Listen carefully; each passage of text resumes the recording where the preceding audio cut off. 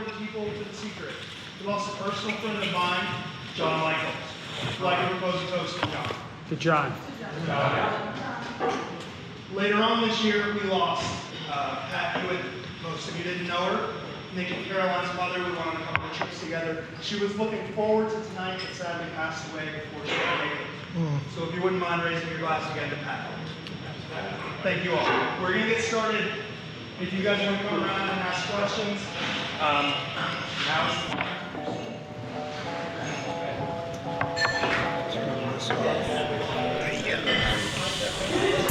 Not that either of you need it, but there's an image and a verse here for reference. Oh, nice. Not that either of you need it, but if questions come up, there's the image and verse here for you. Okay. As just a reference point if you want. Just in case somebody has something you need. Definitely know we live in 1982.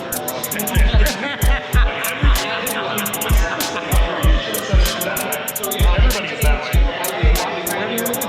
Well, I'm not going to read it. I'm going to read it now. Okay. My son.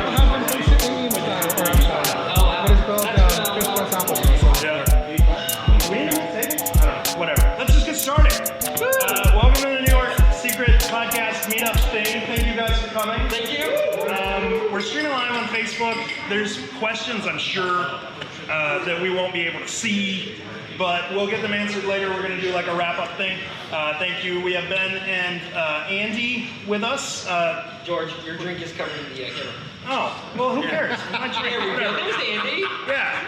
I look good as a Japanese. Andy's drinking too. We have photographer extraordinaire and TV show star Ben Asen and Andy Abrams.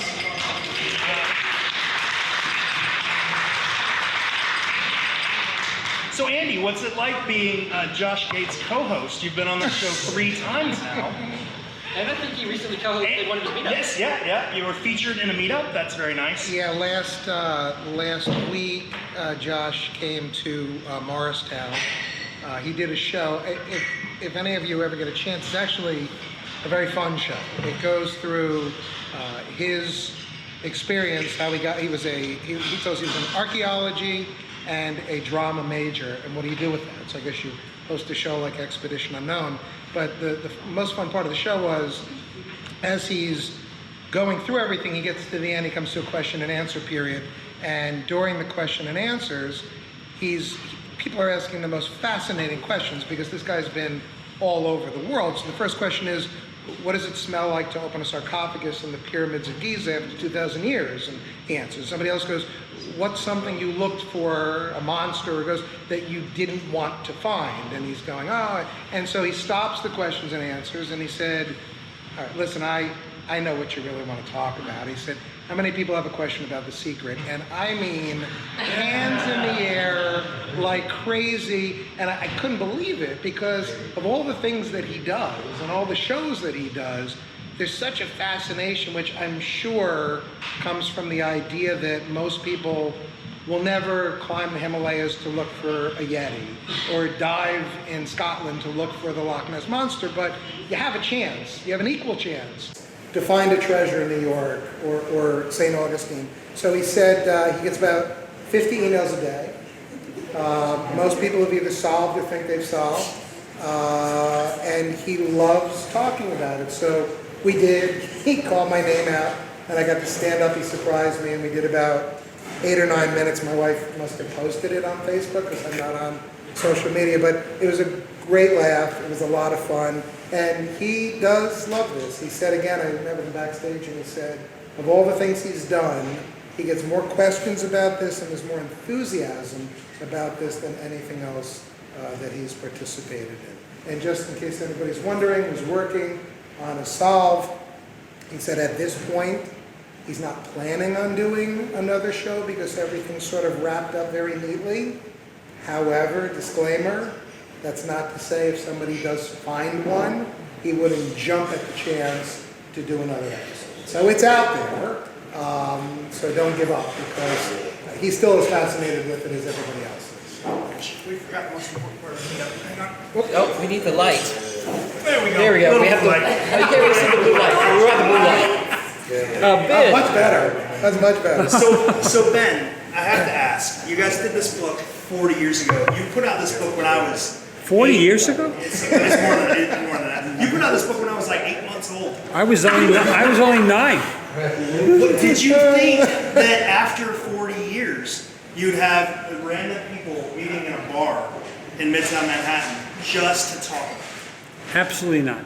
Have you got another book that people meet up in? I mean, I still can't believe this. It's crazy, right? It's crazy. I mean, about a year and a half ago when John Michaels contacted me, I was running home to do your podcast one night, and I came into my building, and I was running to the elevator, and my neighbor was there. He said, "Why are you running so fast?" I said, "I'm going to be on a podcast about this book that I did 38 years ago, maybe 38 years ago, called The Secret." He goes, "The Secret?"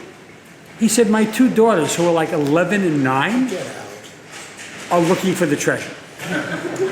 I said, "Wait a minute. This is the book that I did in 1982 that I forgot about in 1983. Okay? I mean, it was basically a job that I did for Byron. Byron and I were really good friends. We knew each other since we were kids. But I can't believe it. I still can't believe it. Yeah. I mean, I think you people are all crazy. We are. There's no question about it. But it's a good crazy. Is it? Yeah, I think Byron, looking down at us right now, is saying, fantastic, great. I really do. Do you have anything? Well, I was going to ask that question. You stole that from me, but that's okay. I'm sorry. That's okay. That's what I do. So the question everybody has is, where are the casks? No, I'm Yeah, kidding. did you let us know? That was a joke. So, Was it really? kind of. So, Andy, this morning you shared your story about you and Brian finding the cask. Can you share that with everybody? Sure, I think it's probably well documented, and thank you to these guys because I watch their podcasts and sometimes I get lucky enough to be on them, and my wife will walk in and go, "Seriously, you're doing another podcast?" And It's crazy to me that Andy Abrams is like, I watched the podcast oh and these guys are no, you're so knowledgeable and it's so much fun, and you get these great questions, and I love it, and so most of the stuff is known, but I'm always trying to come up with different things to tell people. It's 2004, and I remember we had been looking, and I remember we were in Atlantic City, and Brian pulls out a picture. We're in a bar in Atlantic City in the Borgata. He pulls out a picture of the Cleveland pillars in the wall. And they had made the connection at that point. It was a crazy thing because somebody put it through the internet and it didn't come up, and then all of a sudden, Johan, I think, it came up with a match with the names on the wall. And as soon as he showed me the picture, I was spellbound, because when you have an aha moment in life, you never forget that aha. It's like falling in love for the first time. And I said, oh my God, like, if this is really there, it's really there. And things went very quickly from there, because that was in April of 2004, and within a month, and we probably would have done it quicker, we decided to go out. We went out the weekend of Mother's Day, and I was telling you guys earlier, he had a backup friend just in case I couldn't make it, because it was Mother's Day, and I had 2 little kids, and I wasn't really sure my wife was going to be super keen on me going treasure hunting that weekend. So I said, can I go? And I think things happen for a reason, particularly in this genre, right? You have to get lucky, because when we went out, I was very fortunate that he chose me to do this work with him back in 2002 and 3 and 4. I met some fantastic people who I used to read about and quest for treasure, and their ideas were extraordinary. And I'm like, I'm in the presence of such smart people, and so I said I'd go. Had I not gone, he had a backup, and the other guy might have gone with him, and they might have gone out there. You know, when we got there, and I got to tell some nice people this afternoon about it. You know, when we walked in and made our way through the Italian garden and saw the lion's head and the fountain, you know, chills, goosebumps. We're like, oh my God, right? And the arch, and then the big cup that was in front of the center, oh my God. And then we worked our way to the Greek garden, and it's great because the road curved that way, so naturally brought us in. Parked the car, got out, saw the pillars and the wall, and just had a heart attack. Like, that's it. Like, when when you do your searching, it's great. When you do your research, it's great. But when you get boots on the ground and you see something, and it gives you those goosebumps, and you stand someplace and go, he was here, right? And he gave Ben dolls to take pictures of it, and it's this spot. I'm sorry if I'm talking too long. But, you know, we walk down, and there's this huge rectangular plot, bigger than this room, and we see the wall, and we see, and if you walk down, the names are on the wall the way it says the secret podcast is facing us. As well, there's a rectangular plot, it must be right here. So we're starting to figure out how to do this, and they start setting up these chairs, these white chairs, and we had a drop dead time. We had to leave to get home for Mother's Day, and we said to the guy, what are the chairs? And he said, there's a wedding this morning. And we said, a what? And he said, a wedding. And we said, oh God, where? He said, right here. And now we knew we were not going to be able, we'd driven, I don't know, 10 hours or more, 12 hours. We had 3 hours of sleep, and we were not going to be able to dig on this side of the wall. And the more chairs they set up, we then went around the back, and that's when we realized, okay, you could walk up 2, 3 floors to 7th step up, you can jump, and it made it much easier to visualize. But the whole time we're digging, there's this couple that remembers that day for a very different reason, because they were married, and the entire time we're there, we're trying to be quiet, because when you look at pictures of the wall, there are not cutouts, but there are sort of windows without panes that see through to the other side, and I'm sure at any time we could have jumped in and kind of photobombed their wedding pictures, but they're getting married, and people kept walking around to us, and we're trying to be quiet, we're excited, right? And they're like, what's going on? And we're like, we're digging for buried treasure. And more people will come, man, look at these guys, right? And we got through the entire ceremony, the entire whatever reception. They're gone. They probably did their entire honeymoon by the time we hit the bottom.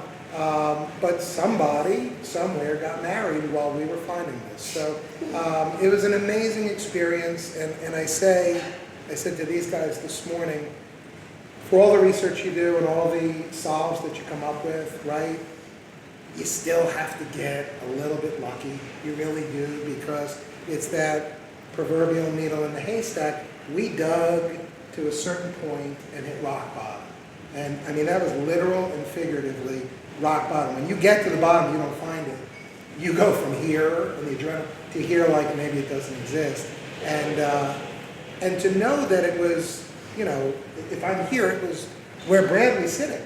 And we could have easily left Cleveland and not found it, and we would have probably posted somewhere in Quest for Treasure, dug to the bottom, nothing here, which means probably nobody would have gone back, because why waste your time? We did it, and you were this close, and no one would have found it. And I don't know if there would have been a surge, because I know after we posted the pictures and we made the find, there was this renewed sort of, oh my God, they found one. Like some regular guys found a treasure, and we were like little kids who found buried treasure, and there were 10 more out there.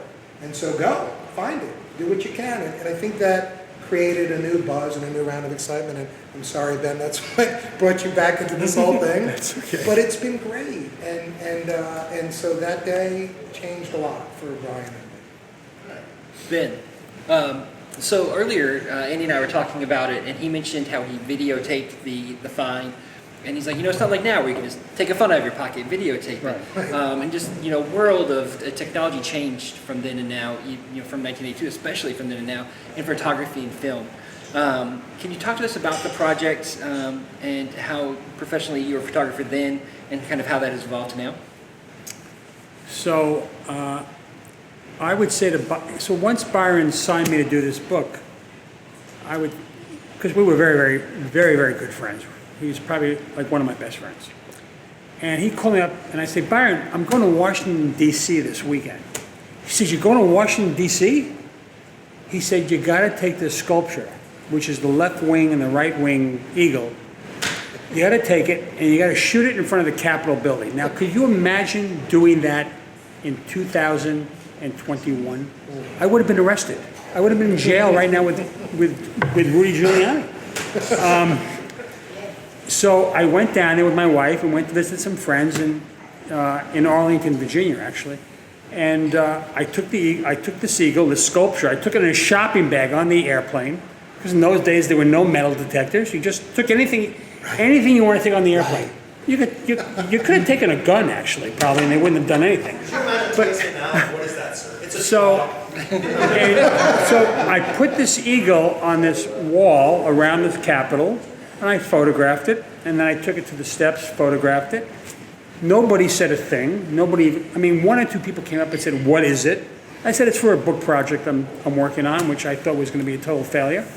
And I would go to Florida to visit my father. You're going to Florida? You got to take a picture of the real estate, this Robert Morley character in drag. You're going to San Francisco? You got to take the frog out to San Francisco and photograph the frog. This is what really it was about. I didn't know what this book was about. I never knew what this book was about. That's amazing. I get emails. I got an email last week. Do you know where? Do you think the treasure is buried in Prospect Park? I said, I have no idea. Byron's wife had no idea. I speak to Sandy all the time. This was just a book project that I thought I got paid for, and it would go away, and would never come back. Well, I guess I was wrong. I'm wrong a lot, actually. That's all I could tell you. But it's so interesting to me that these were these great friends, right? Between you and Byron and John Jupalancar, and there was the chance that he could have shared this with you. He could have shared it with John Jude. He could have shared it with the different writers. And after the fact, as tragic as everything was, and him passing away so early, and again, timing-wise, thank God. I think how lucky and fortunate and blessed we were that we found him while he was still alive, because he got a huge kick out of when we came in that day and met him. It was like, you did what? You found what? And he was taking pictures, and it was fun. But if he had shared that, oh my God, the pressure on you right now, the pressure on John Judah. Come on, tell us, do you know? And they really don't know. Like, he kept everybody in the dark for their part, right? Right. But he didn't share, so you never really got to know. But I have to tell you, Byron and I would spend a lot of time taking our kids. Now, his daughters, one of his daughters is around the same age as my younger son. We would drive out. He said, "Ben, let's go to Coney Island." We went to Coney Island several times together, okay? And I really have not followed the treasure at all, but he loved Coney Island. Now, I don't want you all to run out of here with shovels and go to Coney Island, but I got to tell you, Coney Island was very dear to him. It really was. And we spent a lot of times with our kids. And our wives never went, by the way. It was just the two fathers, the two daughters, the two sons, and we would drive out to Coney Island. And I'm not saying there's anything buried there. I get calls and emails. Ben, it's got to be Prospect Park. It has to be Prospect. I don't have any idea. I really don't know. Well, with you not knowing, with everybody sort of being kept out of the loop, did you even know about the Japanese translation? I didn't know a thing about it. Not a thing about it. No. So No. I have an idea in my head that you, that Byron, that Joellen, that John Jupalancar, that John Perard, everybody that was involved were just the best of friends. Was it a giant group of friends, or was Byron like the middle spoke? Byron was the middle spoke. Joellen and I got very friendly. In fact, I spoke to her like maybe 3 hours ago today. John, I met once. John Perard, I know because he works at Lincoln Center Film, where my son works as a manager. But we really didn't know each other. We had a meeting with Ted Mann and Sean Kelly, who wrote for National Lampoon. And I went to this meeting. They talked for 2 hours. And I got to tell you, I don't know what the hell they talked about. I was like, okay, it's a job. I want to get paid, get it done, and it's over. This is really strange for me, I got to tell you. It makes absolutely no sense.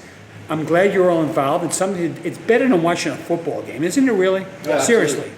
Because your team is going to lose every week. So, at least my team's losing, that's for Our sure. team also loses every week. Yeah, every week. So, There's no difference. You know what? We were walking from breakfast this morning over, and we walked past some hotel, and there's this plaque on the wall, right? And Right. we see it, and we stop. And you have to stop and read it. This is the Benjamin so-and-so. Because every detail in life means something. Like, oh, is this, and it doesn't always have to relate to the home, but it makes you stop and appreciate everything around you. This morning I'm driving in from New Jersey, and I'm driving past Roosevelt Island. And I remember when that was a big obsession of mine. And there's so much traffic, it's great because I actually can look at Roosevelt Island and take in certain parts. Dickens wrote about that, and I remember where the insane asylum was, and I'm looking at it, and I almost ran into the car in front of me, but, everything has more meaning, and you stop and you look at things differently because it's important to pause and to appreciate the details in life, and it's an amazing thing because before this I would have walked past that block and wouldn't even thought twice. So it does make you use your time in a way that's more meaningful. Yeah. Does that make sense? So Definitely makes you appreciate the parts of your city that are generally unknown. Like I love that I know more about my city, the things that most tourists or most locals don't know about my city, Right. and I appreciate those things. I love that about the city. It just makes you appreciate the little things. George, I'm 54 years old. Until we found the Cleveland treasure, I had never been to Ellis Island. I had never been to the Statue of Liberty, right? For all the friends who come to Really? town, I had never been. Like, you grew up here and you kind of took it for granted. I'd always seen it. I work in Jersey City, for God's sake. I see Lady Liberty with the, but I'd never been there. And then I remember after we found Cleveland, Brian and I one day said, let's play hooky from work. And I don't know how we got out of it. We took off and we went over and took the ferry over to Ellis Island. Right. And then we took the ferry over to the Statue of Liberty, and I stood underneath it and just marveled at it. And it's so strange to me that, but for this, maybe I never would have gone. And it was right in my own backyard. So even the things we take for granted, right? Because of this, it gives us reason to invest the time and the interest. Yeah, I have a very similar experience. I was in North Carolina for 20 years, and part of the public education there, they teach you about the lost colony, about Roanoke Island. It's something you learn, and it's something, and the Wright Brothers Memorial, the first in flight, and you take that for granted. I'd never taken a trip to the Outer Banks. I've been to the beach plenty of times, but never specifically to the Outer Banks to see those historical sites. But because of this hunt that you guys put together, it gave me a motivation to go out and explore these places I've never been and just really appreciate the history of the areas that are around me. And that's branched out to San Francisco, to St. Augustine. Now I'm here in New York learning about the history of New York. We took a cruise that kind of circled the island. And there's so much I had no idea about that I would never have learned if I wouldn't have come up here for this meetup. Anybody in the audience, raise your hand if you have learned something about the city that you live in that you would never have known if it wasn't for the hunt. There it is. So, thank you so much. But it also distorts things a little, because I remember when I was on vacation in North Carolina years ago. My kids were much younger. It had to be 10 years ago. And we're standing at the Wright Brothers Monument. And it's fantastic. I'm trying to explain this is where the first plane flew. We're at Kitty Hawk, right? Right. And I walk up and I see by dauntless and unconquerable determination. And to me, I'm like, oh my God, right? By dauntless and incomparable determination. And I'm explaining to my kids, that's the line from The Secret. He stood right here. And so it's kind of cool that they flew the first plane. But there's also this other cool thing here that took place, and my kids were like, oh yeah, flight's interesting, but the treasure hunt, right? So it gives it more layers to the onion, and it gives you more things to look at that, it makes everything that much more interesting. So do you think that when the Wright brothers flew their first plane, they ever think there would be frequent flyer miles? Or that they would be upstaged by a book written in 1980. Right, exactly. Ben, let me ask you this, we'll ask one more question, and then we'll just open it up to everybody else.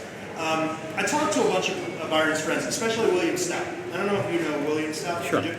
He told me, and basically everybody that I've spoken to that's known Byron, that this, to them, this is the last thing Byron would do. William said that Byron just wasn't adventurous, and to picture him in his three-piece suit. Absolutely. New York guy, go into a park somewhere in the middle of some city, digging a hole and burying a treasure. It was not like him at all.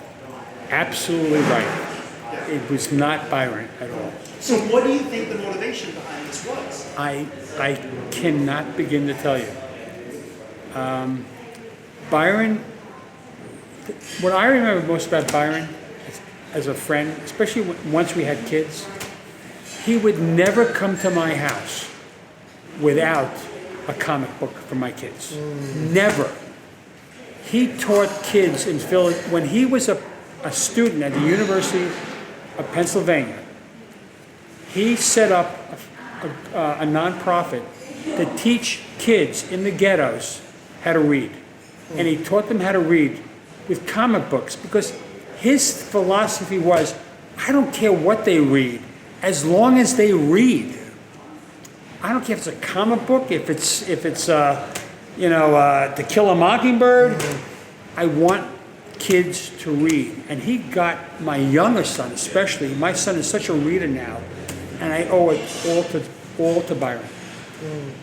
And see, when I was at that show last week with Josh Gates, a young man stood up in the audience, 13 years old, his name is Frank, and he was explaining how he had solved Charleston, I'm sure of it, and he got a 14, 15-page sort of manifesto to him to read, and it was adorable, it's great, but I wound up talking to him after the show, and he said, you know, I've been home during the pandemic, and I didn't have a lot to do, and the kids are feeling so much anxiety, and there's so much going on, and he got hooked on The Secret, and he was reading and researching and using the time in a positive, productive way, and came up with this entire solve, and I looked at him and I go, what a good kid you are, and what a fascinating thing that you did, because, you know, instead of retreating into himself, or like, he used the time productively. You know, now with the internet, he was able to research all kinds of things, and he came up with an entirely plausible and great solve. So, 13 years old, and I just said to him, I hope you find it. I hope you get the feeling, the exhilaration of shovel to ground and that clink, right? Because you worked really hard. And if you don't, that's okay too, because the journey is probably the best part. But it was so interesting to me that he was a kid who's 13, and look what he did because of this simple book, right? This probably got him through a time that was really otherwise very difficult for him. Yeah, for every empty hole, to me, it's a marker of a time spent with a friend or an adventure out in the world. So, I mean, as many empty holes as I can dig, I'm down for it. That's great. Love that. Ben, if you can talk to us a little bit, we have some photographers in the community. If you can talk to us about the process and how that worked back in 1982, from taking a photo and then all the way to having that printed in a book. Okay, so I had two cameras, which film, obviously, in those days. I had one Nikon with black and white film, and one with 35 millimeter slide film. And anything I shot was shot black and white and with 35 millimeter slides. Unfortunately, Bantam cut the budget, and obviously the illustrations were going to be in Technicolor, and I got put mostly in black and white. And but I shot everything in color, everything in black and white, and I tried to shoot pretty. I tried to make everything exactly the same. It's a little difficult. I didn't use a tripod. I've never been into tripods. I like just holding the camera and taking the picture. But I was able to do it.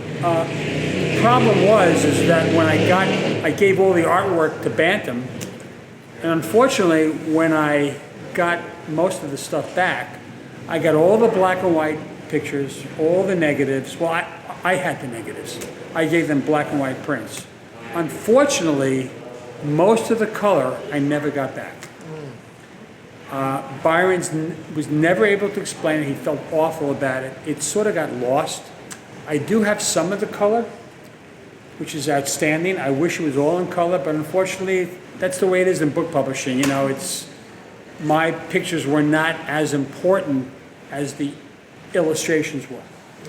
And I understood that. And so I have some of the slides. I'm considering possibly putting some of the pictures on my website to sell. I'm not quite sure yet what I'm going to do. Would any of you want to buy those? Yes. So, yeah, there's a little bit of interest there. There's some interest, okay. Let them know what your website is. I kind of feel badly that a lot of this stuff is lost. I know I don't have it. I have about maybe 25 to 30 slides. Some really good ones, but unfortunately some of the really good ones I don't have. I don't think Bantam stole them or anything like that. I just think Byron was very disorganized in his life when it comes to things like that. It could be somewhere, I have no idea. But that could be another book, looking for the slides, I don't know. But I do have some of them, and I'm hoping to have them up on my website maybe in a month or two, which is shopart.benasen.com. I'll probably do a limited edition. I'm discussing that with Byron's wife, Sandy, now. And part of the proceeds of that will go to a charity that Byron was very, very dear to. I can't think of the name of the charity, but it had to do with reading for kids. Byron was so into helping kids read, especially kids that came from one-parent families that never could buy a book, and Byron thought that was awful. He was so into having kids read. Reading he thought was the most important thing in anybody's life. So we'll do that probably in the next few months, I'm hoping. And that website again? Is shopart.benasen.com. And if you go to that website, you can sign up for Ben's newsletter as well. That's right. And you get 20% off your first order. Thank you. No, absolutely. Yeah, He has such fabulous work there. You really need to check that out. Secret or not, you need to check out his work. That's amazing. I lied. I said I had no more questions, but I have one. So if you don't mind. There's a lot of people in the community that dig into super fine details in this book. And one thing that comes up a lot is how much input Byron had in different things. How much input did Byron have in your photographs? Because I'll lead into that saying people have found the fence where you took the photo of the I forget her name. She's got a tower on her head. People have found that fence. People have found the corner. That's actually in Kendall, Florida. Yep. That is north of Miami. I have a lot of family in Miami. My son went to University of Miami. And I was actually going to a barbecue place to have ribs, and we had the sculpture with us. And my uncle said, "Go to Kendall. Kendall's this new area of Florida. It's going to be they're going to be building tons of houses there. There's all this empty property there." And we went. It was actually called Shorty's Ribs. And if you're ever in Miami, you got to go to Shorty's Ribs, because I got to tell you, the best ribs I've ever had in my entire life. And I've been going there since I'm 7 years old, because my family, I have a lot of family that raised their family in Miami. But so we went there and we shot it in front of this fence and we shot the sculpture in Kendall. Kendall was like just farmland. It was chickens and hens and ducks and eggs, and now it's all condominiums and houses. It's crazy. Absolutely crazy. But so Byron didn't give me a lot of help. He just said, "You go to San Francisco, take the frog with you with a saxophone and shoot it somewhere. Shoot one picture in front of Tower Records." I had never heard of Tower Records. Tower Records was a big record store in LA and San Francisco. They finally moved to Greenwich Village, and they're long gone. By the way, LPs are not sold that much anymore. It's mostly on Spotify now.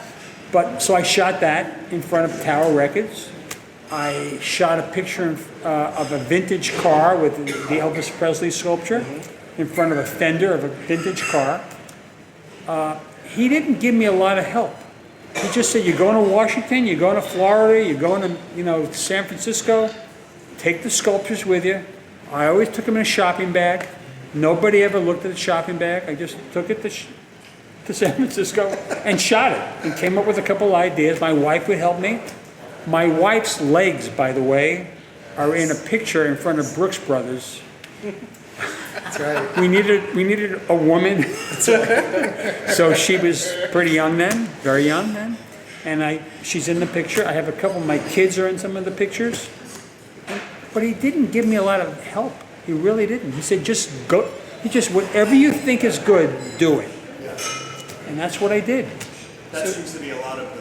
So if I can just give him a plug, I just saw some of the color pictures for the first time. And for those who, the only thing I can liken it to is The Wizard of Oz, right? When you start in black and white and then she lands in Oz and you see Technicolor for the first time in 1939, right? Right. They're so extraordinary, and I imagine if Bantam had made the smarter decision and gone with the color prints, Let me see if I can show that right there. You want to hold it up, Andy, maybe? It's unbelievable, and it's not going to do it justice, right? But they're incredible, and I think I'm getting a glare, more time would have been spent by people looking at the rest of the book and finding meaning in these pictures, because the artistry and the colors are just crazy beautiful. This is the Boogeyman in San Francisco. So somebody from the Facebook page actually drove to San Francisco. There was a sign in one of the other pictures that had the name of the street, and they figured out exactly what house this was filmed in on a back porch of my friend Bill's house in San Francisco in 1982.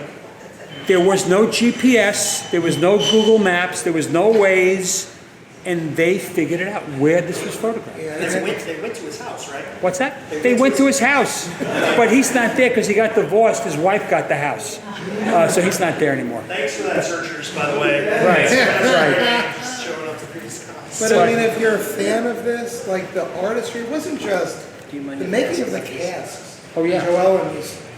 And there's another one. There's one Oh, Monty and I'm Urban. sorry. I have. Here's Monty Urban. I have. Right. Nice. Big reveal. So this is Monty Irvin. Yes. If you don't know, Monty Irvin was the first black baseball player signed with the Giants. But didn't he play for the New York Giants? He played for the New York How'd Giants. you get him to put on the San Francisco Giants? Well, Byron went out and bought a jersey. This is what I was gonna ask. We went to Byron's apartment on East 63rd Street, off between 2nd and 3rd Avenue. And I said, "Are you paying him?" "No, I'm buying him a pastrami sandwich at PJ Bernstein's Delicatessen, which was on 3rd Avenue." Monty was great. Monty was the second black player signed in Major League Baseball. Wow. First it was Jackie Robinson, and then it was Monty Irvin, and then I believe came a guy named Willie Mays, if you know who Willie Mays is. And Monty worked for Major League Baseball. He was in management there, and he agreed to do it for nothing, just for a pastrami sandwich. That's So, awesome.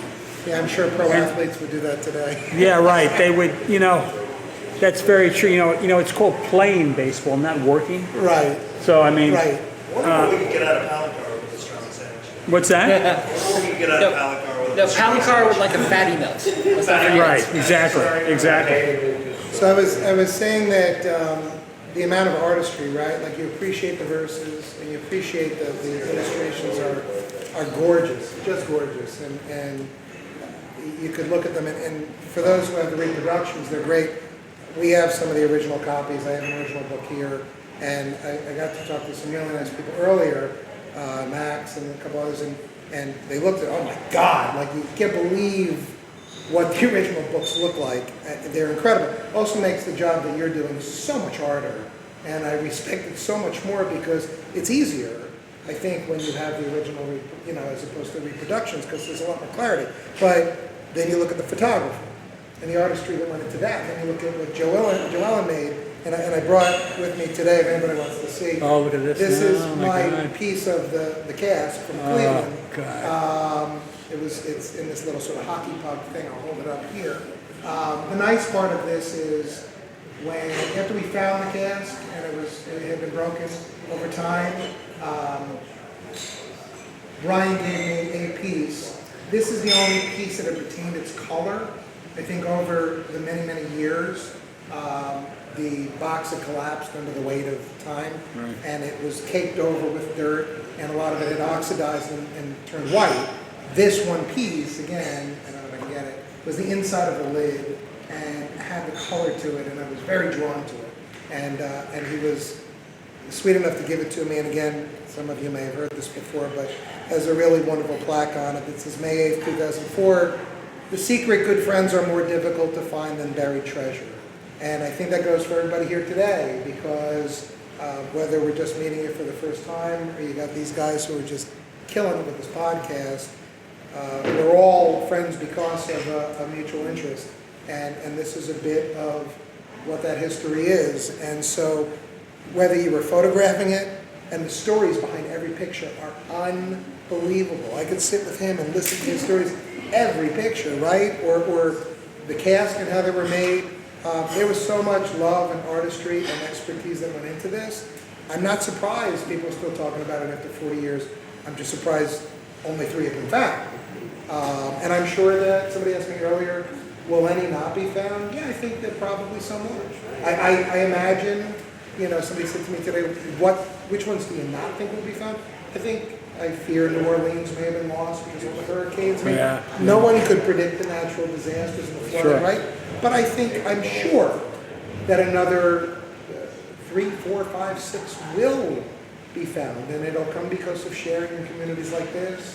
There's a collective find to it. So I sort of dislike, it's my theory, but I think when one is found, it's a find for everybody.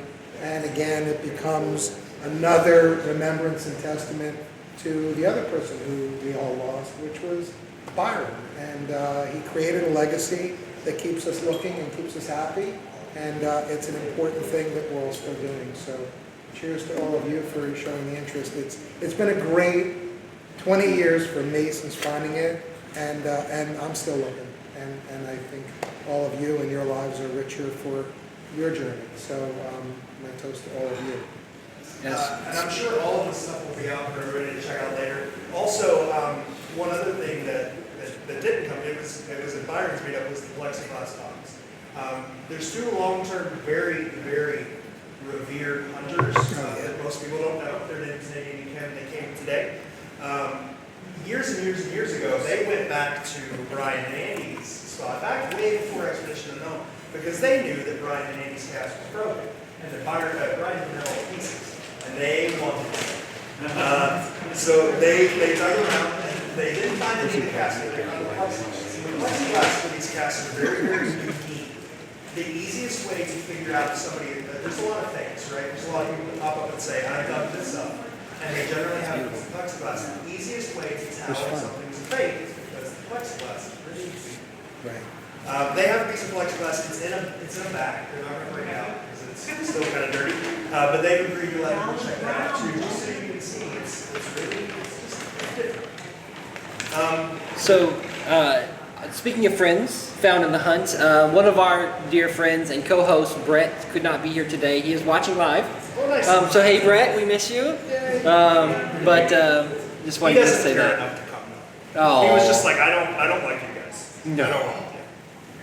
But this is kind of cool just because you mentioned it. I'm sorry. This is the first time I got to meet these guys live. First time I got to meet Ben live. When I went on the podcast with him, I was such a fan because his stories were so fantastic. I couldn't get enough of it, right? And these guys, their work, I'll pop it on, I'll be looking at it. My wife's like, really? You're watching another podcast? I go, it's always something new, and it's always something interesting. But the ladies here, I was reading their posts on Quest for Treasure 20 years ago.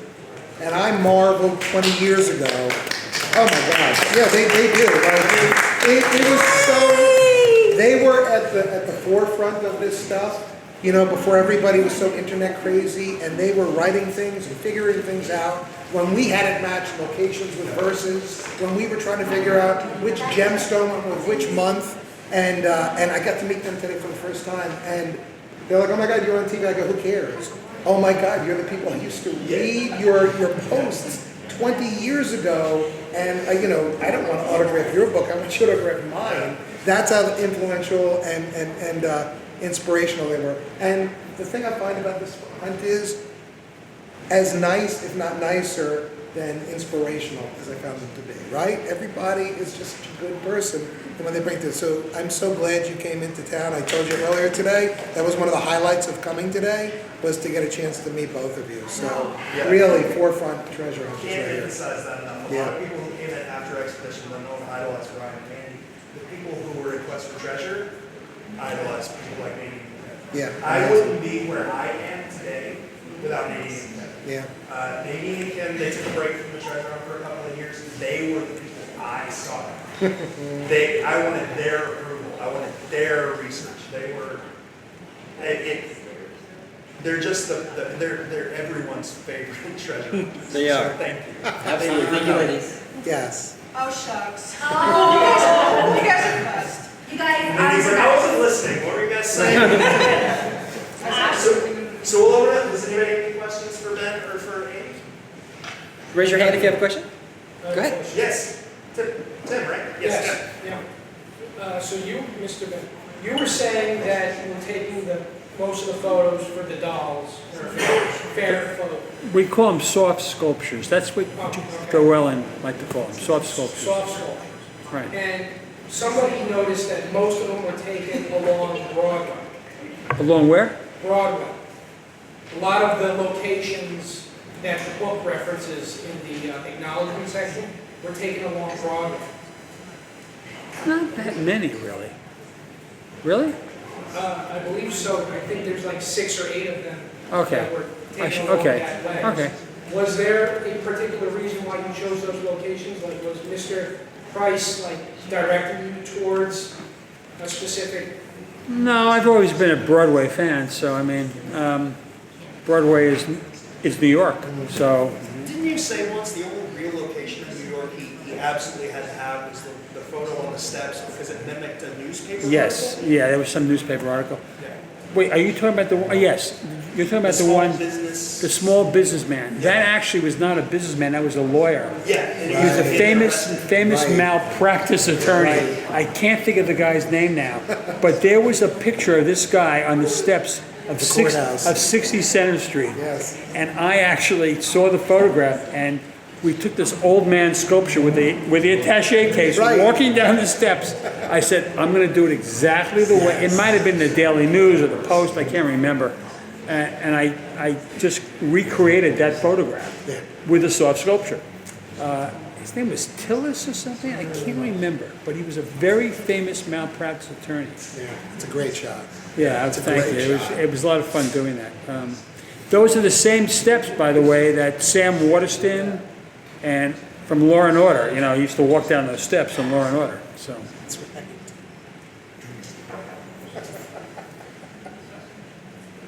There are a lot of interesting like pop cultural references that happened like around 1982.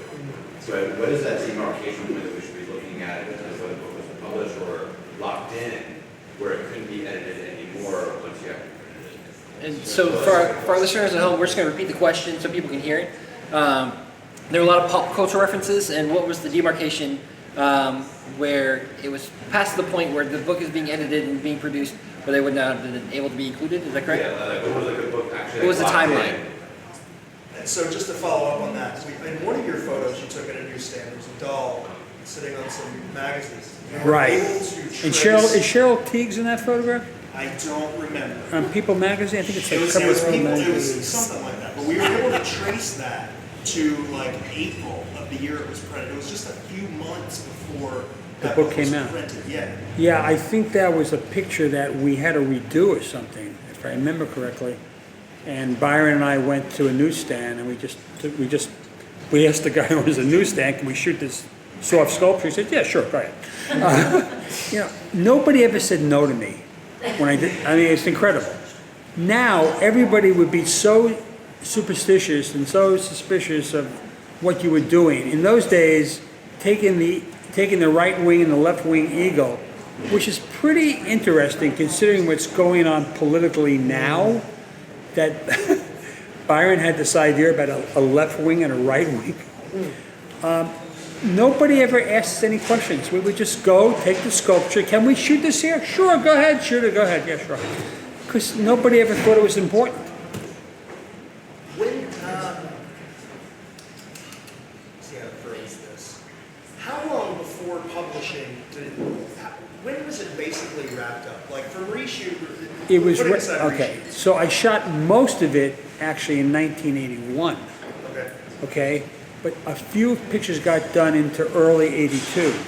I remember going to my sister-in-law's place in LA with my wife, and we shot a Tower Records thing there. Then we shot a Tower Records thing in San Francisco because we went up to visit my friend Bill, is where we shot The Frog, which is the boogeyman, playing the saxophone, which was great. I love that soft sculpture. It's a great soft sculpture. It's really. Jo Ellen is so talented. She used to show her work on Madison Avenue. I don't know if anyone knows the actor Jim Dale, who was in Barnum on Broadway.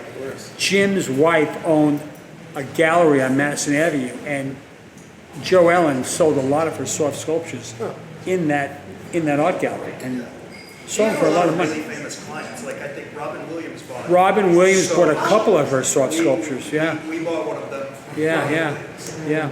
I know. Bird. What's that? We bought a Robin Williams sculpture. Oh, you bought a Robin Williams sculpture? One of Jo Ellen's kidding. sculptures that were Jo- in Robin Williams' estate. Jo Ellen is so talented. She just underestimates her creativity. She's amazing, absolutely amazing. She's very talented, very kind. Very, very talented, extremely talented. Yes. So, curious about what are some of the areas that are, I guess, like frequent or hang out. I know a lot of people think about Prospect Park as a possible. Do you have any hints, Ben? Hints? Well, we did love Prospect Park. It was only about maybe a mile from where we lived on Glenwood Road in Brooklyn. So Byron lived. I moved to the street where Byron lived when I was about 14 or 15.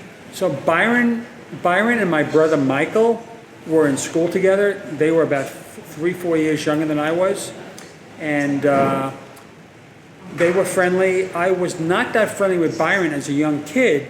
We became friendly as adults because our fathers were friendly. And I think my father might have said to Byron's father, hey, Ben's a photographer. Oh, Ben's a photographer. I got to give him a call. And I didn't work in this. I worked on other books before The Secret. I worked on a Beach Boy book, which is Byron's favorite group of all time. If anyone doesn't know that, the Beach Boys were like that was his group, the Beach Boys.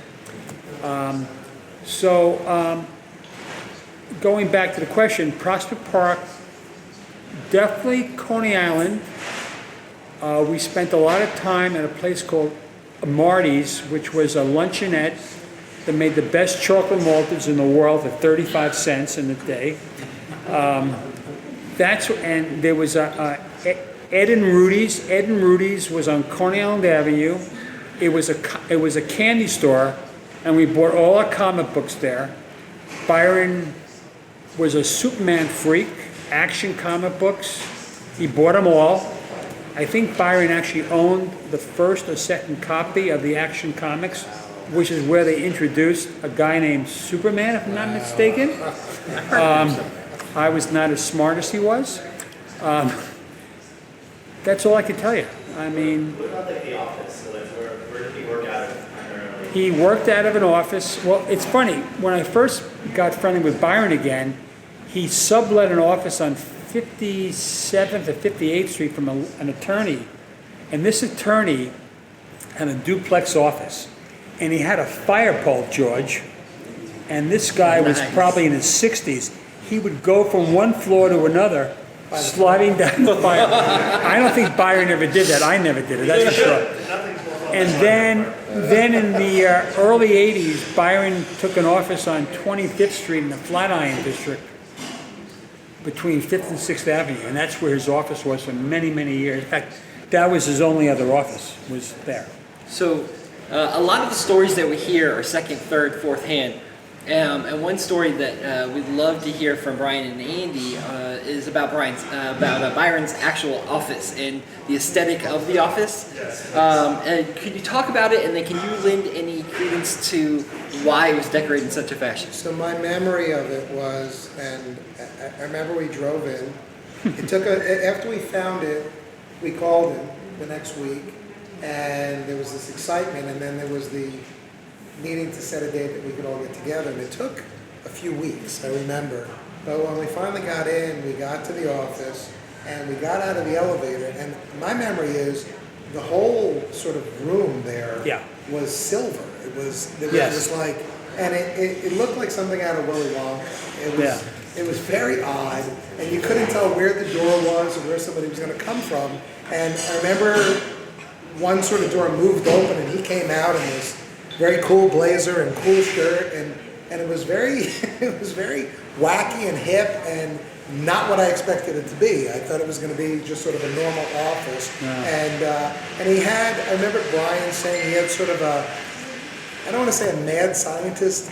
You described him as being sort of eccentric, or right, like. But I remember walking and going, where are we and where's the fizzy lifting drink? Like, this is an odd feeling. So He wasn't eccentric, he was disorganized. disorganized, definitely.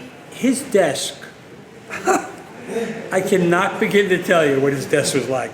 It was like just piles and piles of papers and books and contracts and agreements with different artists and authors. And I mean, he would, I did a job for him for the Beach Boys, and I gave him 4 8x10 photographs for the book. Couldn't find them. I go to his apartment the day we're photographing Monty Irving, and he's taking a shower in his apartment. And I'm sitting at his desk, I'm like looking like, what is this crap here, you know? I found the 4 8x10 photographs that he said he lost, and I had to reprint them again. I said, Byron, they're right here. Oh, yeah, right, okay. That's just the way he was. You know, a lot of brilliant people, not that organized. Well, and he told us, and this is right from his mouth, he told us when we went in that day, you know, we went to a bank to go to a safe deposit box so that he could retrieve the gemstone for Brian. And we said to him, oh my God, he's rummaging through, and we hear him go, oh, there's the ruby, there's that, he's all excited. He was right on the other side of the cubicle going through them. And he said, oh, we felt like, oh my God, are the solutions right there? And he said, no. He said, I think I have the solutions. They're folded up, and they're probably in one of the pockets of one of my suits in my closet at home. So it wasn't even like it was in a folder, you know, called the secret solutions where you could go and retrieve it. He just thought he had them in a pocket, in a suit, hanging in his closet. And so, you know, we said, and I tell the story, when he passed away, it turned out I had a friend who, my college roommate's wife, worked with Byron's wife for years. We never made the connection. Okay. Yeah, Sandy, and my friend Wendy worked with her. And we were talking one day, and I said, oh my God, she said, I'm going to pay respects tonight at this Shiva call for someone who just died. I said, who died? And she said, a friend of mine, her husband, he was in the publishing industry. And I said, who? And I knew Byron had died. And she said, oh, Sandy Mendelson, his husband was Byron. And I said, Price? And she said, yeah. How'd you know that? And I said, that's the guy who wrote the book that I went on a treasure hunt. And it was just such an odd connection. So this is an awful story, but Brian... It is. Brian, no. So Brian calls me, and I tell this to Brian, and Brian goes, wait, you're friends with, you know, he makes the connection. He goes, you got to go to that Shiva call. And I go, what? He goes, you got to go. And I said, no. He goes, go with your friend Wendy as like her date. And I go, I'm absolutely not crashing a Shiva call. That's awful. So he said, but Andy, remember what he told us? It's probably in one of his suit pockets. And he said, so what you got to do is, you're probably there, I'm sure, right? So he said, you got to get in, and you got to kind of get to his closet. And Brian will deny this, I swear to God, and kind of see if you can reach his. And he goes, think of the alternatives. You know, his spouse is probably going to clear out his closet, and it'll all go to Goodwill, and someday there's going to be a man, a homeless person walking down the street in a really nice suit with the solutions to all of these puzzles. And he goes, you can't. And I said, and I remember there was a moment where I'm like, should I? And I said, oh God, absolutely not. So we never went, but I do remember him telling us, I have the solutions, they're probably folded up in a pocket, hanging in my walk-in closet. And aside to that, there was sort of a mythical story. Nobody knows where it started, but I know I heard it before I heard that story from you. That one time Sandy was going through Myers clothes, found a list of cities in a pocket. So that is one of the second, third, fourth, fifth person stories that we've heard. Yeah. I don't know where that started. Yeah. Who else has questions? Yes. So you might know that. Do you know why he picked the cities that he picked? You're asking me a question that I've been asked probably 1,000 times. I don't have a clue. There was no method. No. He never, we never, you have to understand something. I finished this project and I never thought about it again until like 2.5 years ago. Well, let me ask you this then. During the John Michaels podcast, there Yes. was something that everybody picked. John Michaels does a Christmas special every year. Right. And you were on it this past year, and you said something that John sort of glossed over, but people have focused on a lot. You said Byron was very interested in the Civil War. He was. Would you like to expand on that? No, As we all run off to Gettysburg. Byron did a history book for kids that was sort of like 250 pages. It was the entire history of America. And like, I forgot the title of the book. In fact, I have a copy of it at home. It's a great book. It really is a great book. Jimmy knows. Jimmy's like, I've got it in my library. Yeah, and what's it called? You know the name? It's called Instant History. That's right. And he covered the entire history of America like in 250 pages.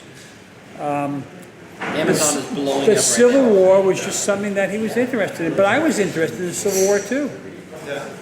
So I can't tell you why, really. I mean, I really can't. I really can't. I wish I could have an answer for you, Well, but so the reason I ask is because a lot of people, but even way before you said that, tied a lot of solutions to Civil War sites and Civil War stories, especially monuments. Places like Charleston where they're coming down. right. And Teddy Roosevelt. I mean, he was really into Teddy Roosevelt. I think he was disappointed that he didn't do one of the really big There's some great Teddy Roosevelt biographies. You probably know, Andy. Right. I've read them, and I think he wishes he had been involved in a Teddy Roosevelt biography. And there's a Teddy Roosevelt soft sculpture, right? There is in the book, yes. And I remember for the longest time, you go through waves of excitement. And I remember at Hymn of Hard Word, and I remember one day probably talking to somebody or in the shower, like thinking and going, "Oh, Teddy Roosevelt, Rough Riders, Hard Word," and I became obsessed with this idea that had to do Teddy Roosevelt. And we looked in Brooklyn, and near Coney Island, there was a park that had some plaque or something about Teddy Roosevelt. And you had photographed a picture of one of the self-sculptures in That's front of right. the Teddy Roosevelt That's right. Yeah. memorial or mansion Yeah. where he was, and Right. all this stuff made so much sense. And even when you say that, I get some goosebumps, and I'm like, well, let me check my book for a second. So Yeah. that's interesting. And speaking of Joellen Trilling's work, she doesn't only do soft sculptures, she does a variety of art. And you can check her out at joellentrilling.com and see all of her work there as well. She's not a shop. No, it's just there to see her work. Yeah. It's not for sale, but it's just to see her work. It's amazing. And it's a lot of different mediums. joellentrilling.com. She's very talented. Incredible. Extremely talented. And she does a lot of work with cats, which if anybody that watches the podcast knows I absolutely adore. So, Yes. So, I have a question. In the podcast interview with Mr. Palancar, he makes mention of random info dumps that Byron had given him that he was burning in his, whatever, in his apartment. To your knowledge, were any photographs you took connected to those info dumps? No. I have no knowledge of that at all. Yeah, Really. Joellen used to say the same thing. She said that when she was creating the sculptures, she would get manila folders with mythical figures, Right. like mythical beasts, like their history and their description and stuff. Right. She was supposed to incorporate that with. But it sounds like you just hands off completely with the images. Hands off. Most of the projects I did with Byron were pretty hands off. He thought I could just come up with the great ideas. Sometimes I did, sometimes I didn't come up with the best ideas. Yeah. Most publishers, I worked with a lot of publishers over the years. I did a book called Dare to be Dull, which is about the dull person's, and everything in that book was lined out for me exactly what I had to photograph. Byron did not do that. He just left it up to me. Well, I mean, and that kind of goes with what John Palancar said in the past too. He said that I believe Byron saw the images that he was painting once. Right. Before they were finished, and he only saw a couple. Yeah. He said he would get a little bit of information from Byron, and he would put it in the paintings, but it's not like now where you can snap a picture of it and text it over to Byron. and say, Exactly. Is this okay? Exactly. The paintings were basically done. I mean, I'm thinking that if I had shot this book now, and Byron was alive, I'd be emailing him pictures. All right, Byron, is this the right way you want it, you know? Which in some ways, I'm glad I didn't have to do that, because it would have been like just a lot harder to do. I knew exactly what he wanted. He told me, I want a picture of the Eagles in front of the Capitol. Yeah, there's not not that difficult to do, really. And so a lot of people go back to the genesis of the book, and did it relate to the book The Masquerade that was popular in England, and you know, it was one treasure, but it was a very expensive treasure, and I think there was a period where that was popular, right? Yeah. That people were into it. And I remember Brian sort of fixated on 1976. There's so many things that relate to 1976, and at the Smithsonian that they did and this is all speculation, means zero, nothing, but that there was an exhibit at the Smithsonian in '76 that was popularizing this book that had come out abroad, was it abroad in America? Abroad in America, and there were a number of authors who were bits and pieces of their work, and as it came to light, so many of the authors were then referenced in one way or another in The Secret. And I remember ordering a copy of The Broad American. Oh my God, so much of it is just so dull. But I read through so much of it thinking, I wonder if there's something in here. And we've long thought, you know, in terms of the genesis of this, he's probably just a young man who had literary interests, obviously, maybe went down to Washington, D.C. and saw this incredible exhibit at the Smithsonian in '76, and all these different authors, and Dickens and Melville and Sarmiento, and you know, and said, I want to do something that's fun, right? It's comic books that relates to what was popular, this treasure hunt, and he took all of this and created a project that maybe wasn't necessarily his comfort zone. But I remember when we met with him and asked him, and he said, oh, I used to take my fold-up shovel and I threw it in my backpack, and I'd get on a plane and I'd go to a place and I'd unfold the shovel and dig it and put it and done. And so I think that there were probably seeds, or there was a genesis in that time period, that in maybe '76 or so, and again, total speculation, but that ties to seeing this great testament to all of these literary geniuses and their perspectives on America, and then tied it to immigration, and created something that made people want to go out and look at national parks and look at things that they might not have looked at. So I feel like Ryan was on track there, and that there's probably a lot that came from that in terms of the genesis. But let me tell you something. What Byron loved doing, I remember going a lot with my kids and his daughters to the Brooklyn Museum. He would love if he was in a room with 50 adults and there were 4 kids, trust me, he'd be with the 4 kids. He really would. He loved getting feedback from kids. He loved teaching kids. He loved talking about reading and books with kids. And that's something that I'll always remember about Byron. He really, really, really loved doing that. Yeah. And then in a way, doesn't this kind of all come full circle to make all of us feel like big kids? Because like, I remember saying to my wife, at 40 years old, I was digging for buried treasure. At 40 years old, like when we're little and we're outside and we're digging for or pretending to find buried treasure, like that's what we all want to do. Mm-hmm. You're 9, 10 years old, and to be able to revisit that, or revisit with our kids, or our families, or just do it, is something that brings out the little kid in all of us. Right. And the hope that you could find something, and that there are treasures buried that you might find. I think that touches on that, right? Yeah, it does. Yeah, this gives us all the opportunity to be the Goonies. That's a scary mom, right? Yeah. Yeah. Who were some of your early photography influences? What are some of my Early photography influences. before I started working with Byron? I'm going to tell you something. I went to college for business finance because my father told me that's what I should do. And I took photography in my senior year of college when the Vietnam War was on, and I had a low lottery number. And the minute I put the paper into the developer and the image came up, I said, that's it. This is what I'm going to do for a living. I loved going out and just shooting black and white on the street. That was my big thing.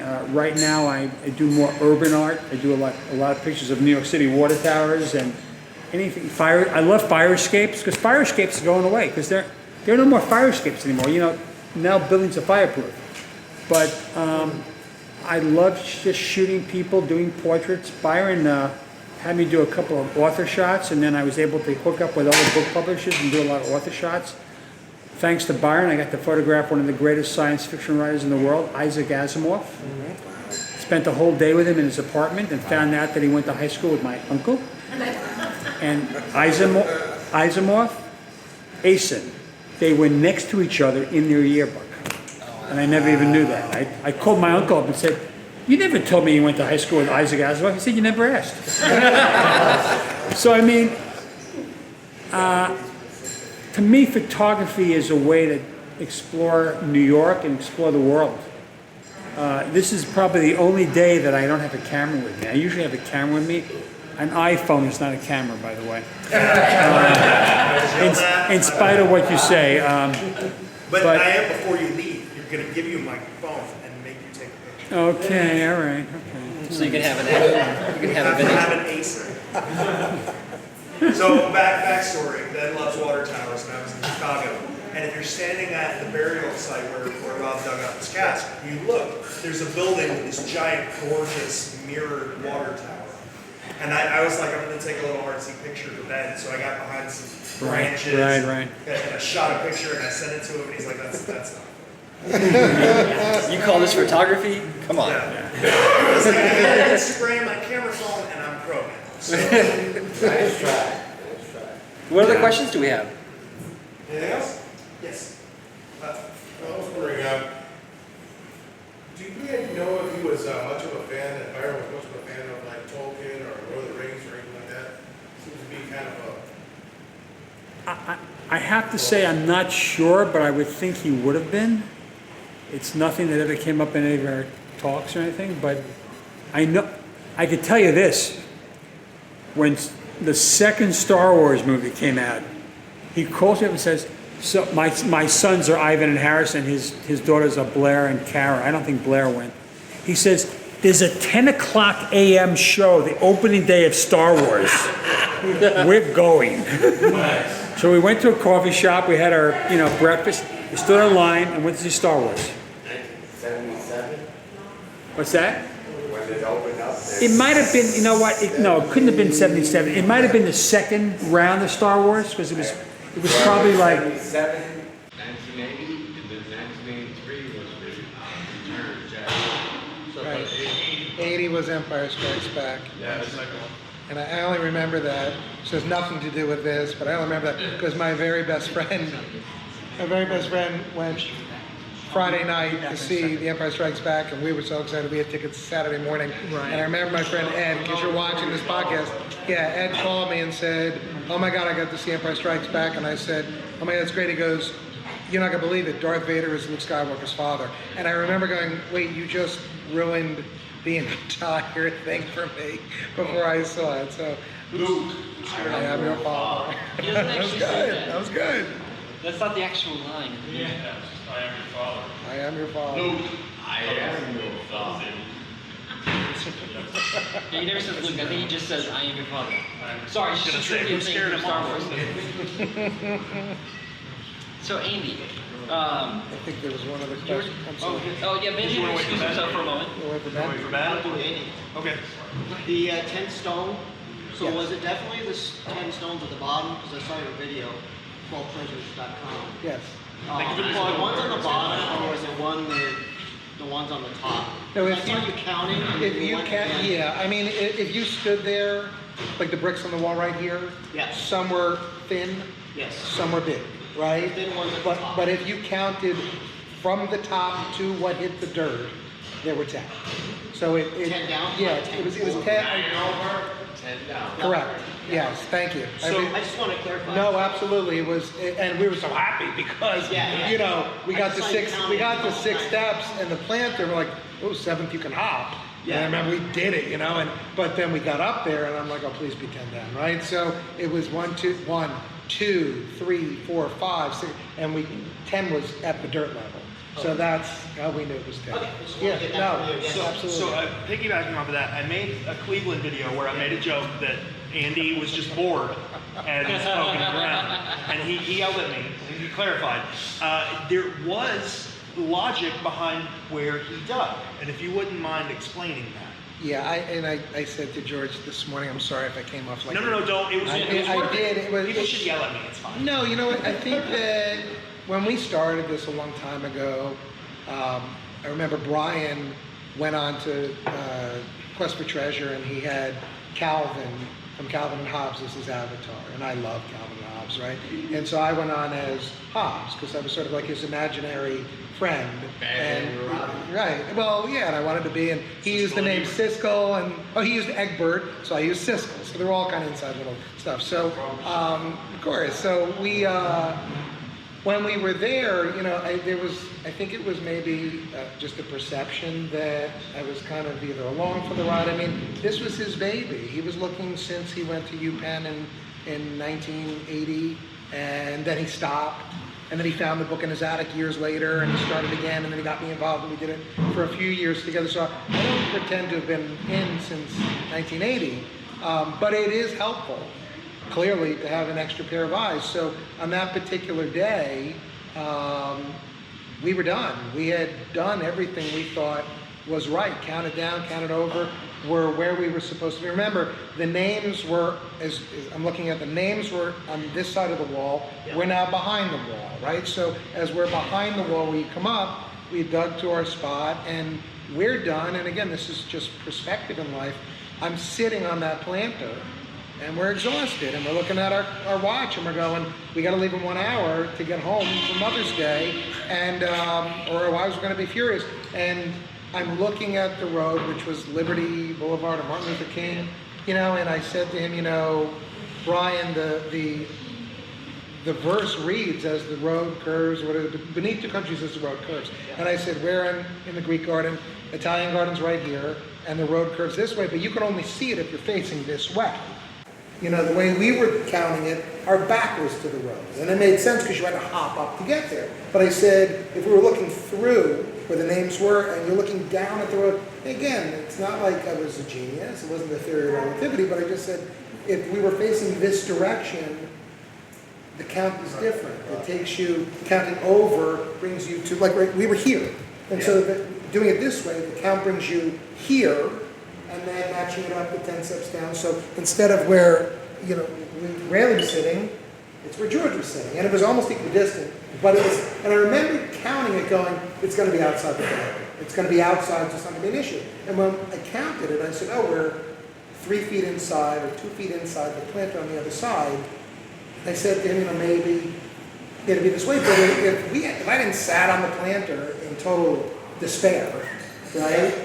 I don't know that the road would have been so obvious and that it was worth reconfiguring. So we did, and he, you know, it's absolutely true. He tossed me the poker and said, knock your socks off, and we were done, and I just started poking, and it's so ridiculous because how many of you have put poker to ground, right? How many have put shovels to ground and dug, you know, and we could have, and on one side, he literally mythologically dug to China, right? So we're on the other side, and it was as simple as that. It was 1, 2, and when we hit it, after spending 6 hours over here, and going 1, 2, like that, which I always joke, it's like the old Tootsie Roll commercial, 1, 2, right?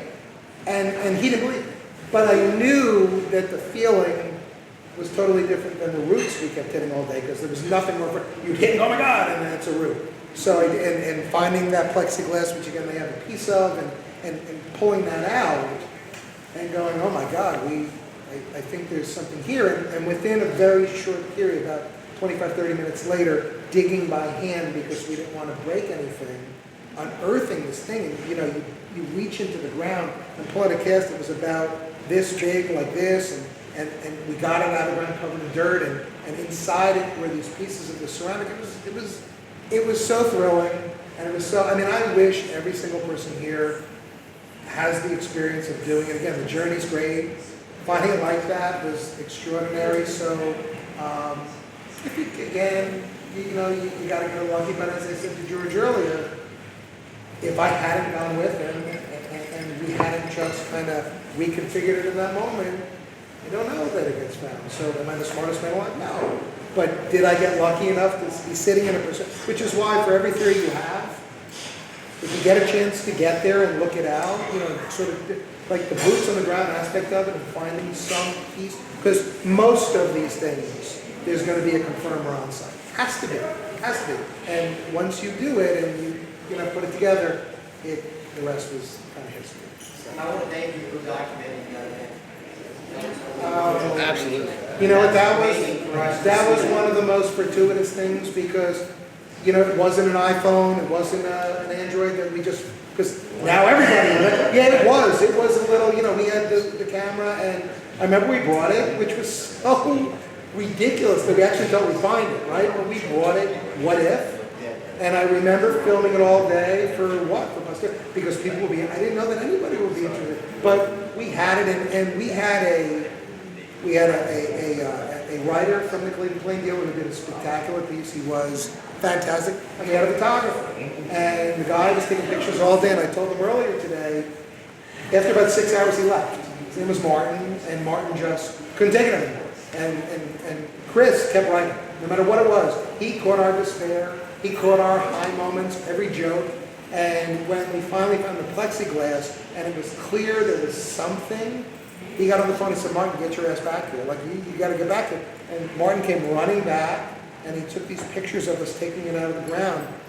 And I got to tell you, it was like, it was pretty special. So I'm glad I have it, because to the extent it inspires anybody, right? I mean, there was nothing fake about it. Like, we got it and we found it, and that needle in that proverbial haystack, right?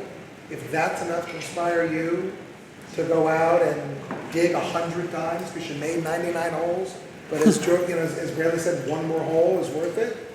Yeah, that was the spot, and to see that and that feeling, oh man, it was amazing. So you had an hour to hit the road to make Mother's Day. Did you make Mother's Day once a month? We did.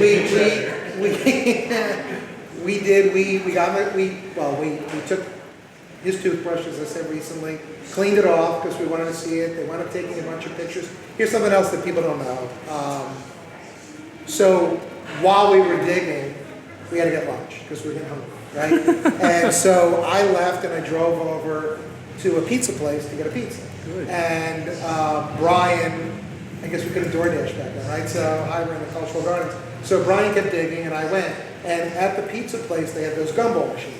You put a quarter in and you spin it and out comes some kind of silly prize. So we got a little plastic, like tube that came out, and there was this dollar sign, this blingy dollar sign on a black string that came out. I go, oh, this is fantastic. So I took that back with me to the site, and while Brian was eating his slice of pizza, I dug down and I buried it in the spot. And Brian kept digging, and lo and behold, at some point, 20, 30 minutes later, he found this plastic, and he pulls it out, and it's this stupid thing from a gumball machine. So he pops it open, and he takes it out. It's a so if you look at any of the pictures from back then, he's actually wearing this black string necklace with this ridiculously pointy, bedazzled dollar sign on it. Because I said, look, if we don't find anything else, at least we'll maintain our sense of humor and sanity. So he's got that, right? So we cleaned it off, we looked, and I remember they're still writing, like, guys, we gotta go. Because, finding the treasure was great, but being late for Mother's Day, nothing would have mattered. So we got on the road, we drove the whole way back. We kept joking and going, no, we're gonna make a movie about this someday. And I'm like, maybe we can get Tom Cruise. Like back then I had brown hair. I was probably 30 pounds lighter, was better looking. So we're like, oh, if we can't get him, we'll call Michael J. Fox. And who will play you? We're doing the whole, who'll play George? We didn't know him yet. So we stopped at a restaurant on the way back. We had just about 30 minutes to eat. And we were starving. And we were eating and Brian wasn't a very emotional guy. And Brian had this epiphany moment, right? Where we're sitting there eating and he got very sort of like, overcome.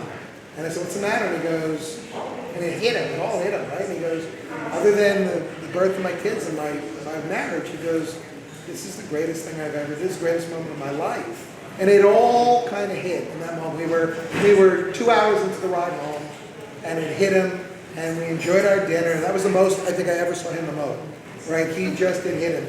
And we got home early, in the morning early. I remember making breakfast in bed, and so the wives got what they deserved, and we made it in time. So it was a win-win for everybody. Just to illustrate how much Andy loves his son, he dug up the casket kind of very back for Mother's Day, and he's here today and has to leave as soon as we're done because it's his daughter's birthday. We only celebrate on holidays and birthdays, so yeah. Hey, Andy, he's wearing it in this picture. Oh God, is he? Yeah, he is. Is it in the back? So maybe we can also mention Oh my goodness. He is. He's totally right. Okay, so he really, I make it up. It was, it was so ridiculous. But he's got it on, and this was the center page from the Cleveland Plain Deal. I'm sure everybody's seen it. It's such a great article. I wish all these years later we could reconnect with the author because he did such a good job. But there is this tiny, cheesy, ridiculous gumball machine that he's wearing that was going to be our treasure if we hadn't found the real treasure. We're going to have to ask him if he still has that. Oh, I'm sure he does. You wanna I'm see it? sure. I hope he does. Oh my God. The secret garden. This is the Cleveland Plain Dealers newspaper. Well, he did write, I'm sure Ben will answer that shortly, but he did write about Gershwin in a lot of books. He was asking if Ben was Byron's a big fan of George Gershwin. He was a big fan, and as I was also. He just loved George Gershwin. He wrote a book, Byron wrote a book called Not the Webster's Dictionary, where in the back it had a big story about like young life in Brooklyn. It had a story about Gershwin. He seemed to focus a lot on Gershwin. And I remember I got to spend a day with his two daughters, Blair and Karen. They were lovely. And we were talking about things, because we're just trying to kind of piece together, right? And they said he didn't even tell his kids. And he didn't tell his kids, like, you think one day he'd been like, say one time I was in San Francisco and I heard this treasure, like, he never told his kids, so they don't really even know, but, so they're piecing it together, and I don't remember if it was Blair or Kara said to me, one of his favorite albums was Rhapsody in Blue. Like, he used to play it, so that was a confirmer from somebody who lived with him, and so you take that for what it is. It makes sense in terms of the New York puzzle, but we all write what we live, and we all create what we know, and so that probably does play a part, certainly. Okay, just a comment. So we mentioned about the Civil War, Byron loved the Civil War. So Herman Melville actually loved the Civil War as well. So I'm curious, was he a fan? Do you know if he was a fan of Herman Melville? Was anybody not a fan? Because he was a Moby Dick. He did something with Moby Dick. Yes. And I can't remember what it was, but he was a fan of Herman Melville. Because he was local to In fact, we rented a house together in Sag Harbor. And I remember... Herman Melville? Yeah, with Herman Melville, yeah. Herman never paid the rent, though. He never, Byron and I and our wives, we rented a house for 2 summers in Sag Harbor together. And I remember we we talked a lot about whaling, because Sag Harbor was at one time a big whaling area. And he was a big fan of Herman Melville, but I can't tell you anything else about it, really. You have to understand something. When you're a friend of someone and we talk about stuff, it's very different than when you're trying to analyze something about someone. Byron and I were just really good friends. And I never thought about, different things that he was interested in, like the Civil War. We talked about the Civil War, but I never thought he would do a book about the Civil War. I do remember one thing, though. We both had a copy of the classic comic. Remember classic comics? Oh my God. On the Civil War. I remember we both had that, and we talked about the Civil War a lot. I remember going to the Brooklyn Museum. The Brooklyn Museum is a great museum. It's a fantastic museum. And they have a permanent collection on the Civil War, because part of the Civil War was actually fought in Brooklyn. Yeah. I just thought the oddity because he wrote about Lincoln being shot over his right shoulder, basically in his head. So it's odd that Chicago was actually Over his shoulder. That's when Herman Melville wrote. Really interesting. That is interesting. And you know, Did a lot of similar war writers too. And you know, early on back in 2005, 2006, after we had found the Cleveland, and we were looking around, and after we did Liberty Island and Ellis Island, we were kind of scouring the southern tip, right? Yeah. And I remember walking around with Brian, and we got to, was it Chaucer's Tavern or something, and there's the plaque outside talking about the West Indies native, and we're walking down Pearl Street, and all of a sudden there's this plaque, and it's just ridiculous. On But what there's street? this- Pearl Street. I think That it's was 6 his foot- mother's name was Pearl, by the way. Oh, really? Byron's Yeah. mother's name was Pearl. Oh. So, okay. And there's Okay. this plaque up that says, birthplace of Herman Melville. Now, I grew up in New Jersey. I read Melville in high school. Like, You I never knew, huh? that he was born right. And we're looking at the sign, and again, I never would have stopped. I would just kept going. So stopping again, I'm going, why is this here? Right here. And he wrote Moby Dick, and when it was first done, it was The Whale in 3 volumes. And that fed into that, and I'm like, did he walk this street? Did he stop because his prose, because his mother's name was Una? I just found that out, right? So, but there's this plaque that probably 99% of the world walks past, and yet one of the greatest authors, right, has a plaque in Lower Manhattan that designates where he was born. And the only reason I stopped to look at it was because you can't walk past anything and not pay it respect. That's right. I thought the coolest thing is that everyone thinks of inspiration as masquerading, right? So Herman Melville wrote The Confidence Man, his masquerade. So I'm wondering if he took this challenge 12-fold versus 1 for Kate Williams. Oh. Interesting. That's my theory. Are you familiar with Get out masquerade? there if you want to talk to me. That was my theory. His Interesting theory. masquerade, Yeah. Confidence Man, C, masquerade, mask, cast. And then Interesting. the founding was right, the misspelling of cast. Interesting. It sounds crazy, but. It sounds very It's nothing interesting. crazy. I think because he was a bookworm publisher, that he must have been a Herman Melville fan, no doubt, and he had that in his mind. Well, I remember being at St. Augustine with John Fraser, and I remember. Or just No, it's fantastic. What are you talking about? There's no silly questions and there's no bad solutions, and that's fantastic. So, like, I remember being in St. Augustine and we saw a cask, and it was spelled out in some, something on the wall, and we all stopped and said, "What is a cask? Like, what the hell is a cask?" Like, it's not even really a word.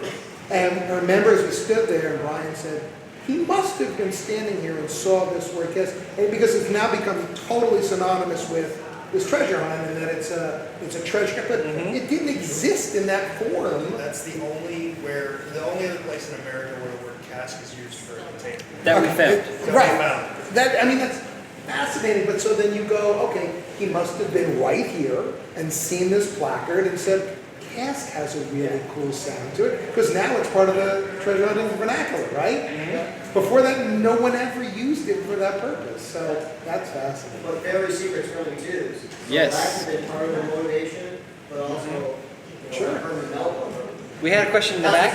Sure, love it. Yeah. Love it. Yes, was he interested in all military history, U.S. military history, or just the Civil War, Revolution? I really don't know. I'm not, I don't know. I really don't. So if there's no other questions, I'm gonna ask them one last question. So last chance. Okay. George, I have one. Yes. So then in 1984, would you have taken on this project again? In 19, 84? If When you I- Right Hey, when would you you were have done. taken on it now? Nope. But when you were done with the project and you submitted all the photos, if Byron was like, hey, let's do it again, would you have done it again? anything that Byron asked me to do, I would do. And how about, That was legal. But he would never ask me to do anything illegal because he was such an ethical person. I cannot begin to tell you. and Okay? then how about today, knowing all these people have come to honor this book and to speak with you? Does it motivate you to get out there and do anything else like this, or to get more involved with the community? I'm very involved with nonprofits, so yeah, I probably would. I would probably do more. Alright, man, like, since it's like the book came out, like, everything that, like, you've seen about it, like, would you, like, still, like, be involved in it? Like, what do you think about it, like, from, like, 1982 to today? I gotta tell you, I cannot believe we're all here today about this book. It's just, it's mind-boggling to me. The It legs that it has its whole following. I think it's great, and you know what?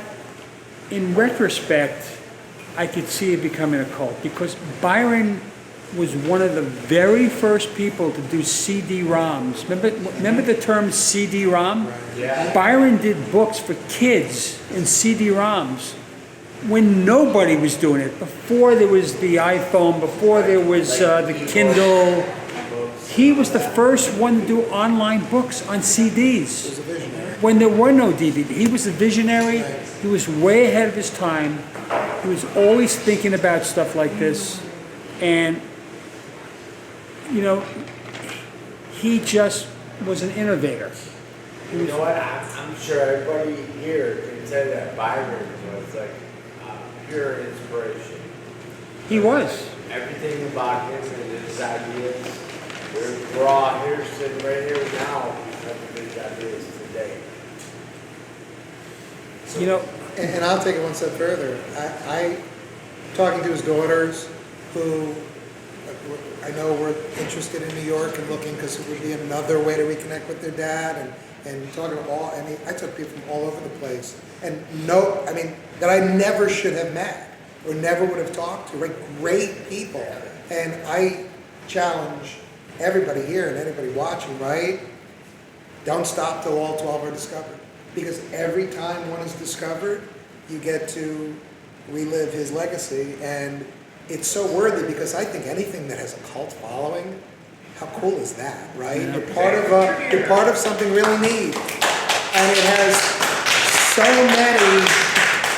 has so many worthwhile qualities to it, so many layers to it. So the next one somebody once said to me, "Oh, do you feel bad that somebody found Boston because now you're not the last?" I said, "Oh, hell no!" Like, I mean, like say if the next cast is full out round, do you think that Josh Page would want to do another show, or is it just I still don't think he would.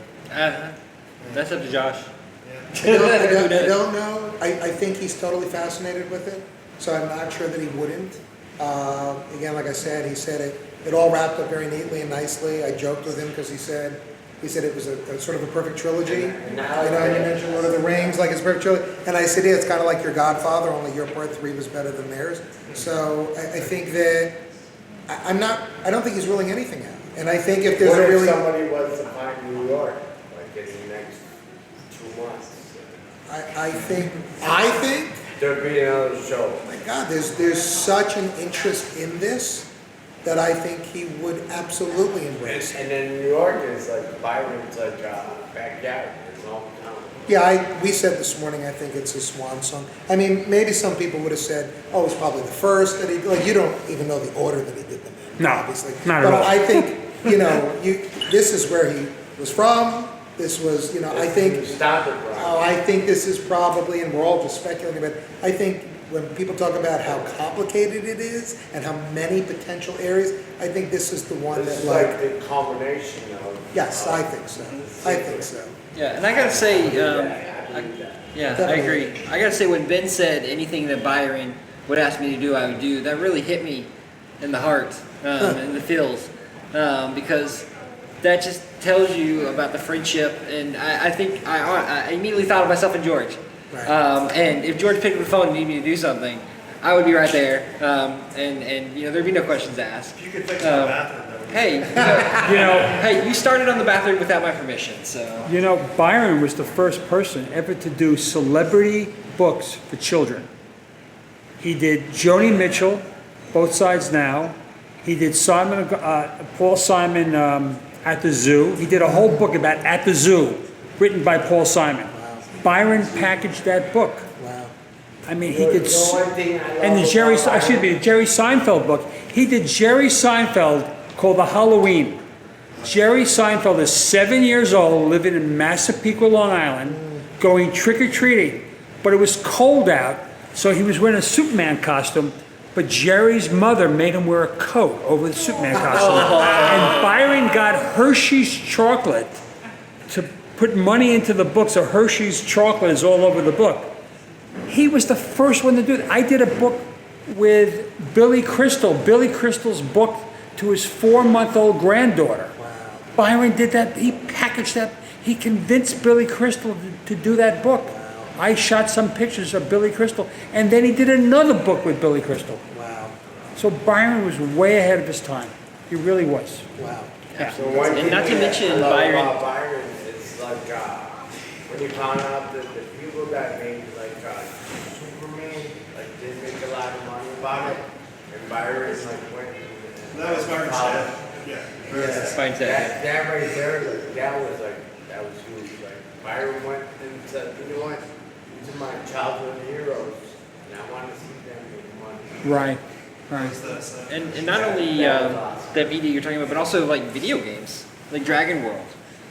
He made the video game. Well, it's a video game, but it's a text-based adventure game. That's what I consider a video game because that's what I played when I was a child. It's a text-based game based on one of his books that Byron and John Freud worked on. Just it's amazing the extent that he went to bring literature to youth. Yeah. Absolutely.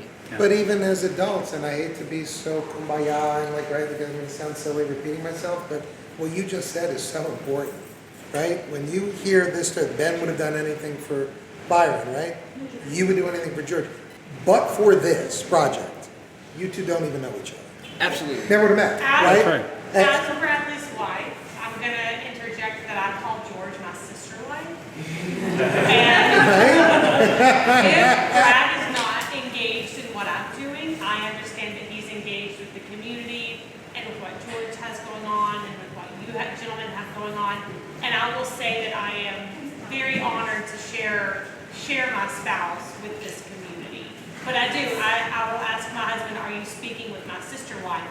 Tell him I love him and hello. And so that's all part of the legacy, right? Whether you dig up a treasure or One thing that's not. awesome is we're all sitting here right now because of Byron Price.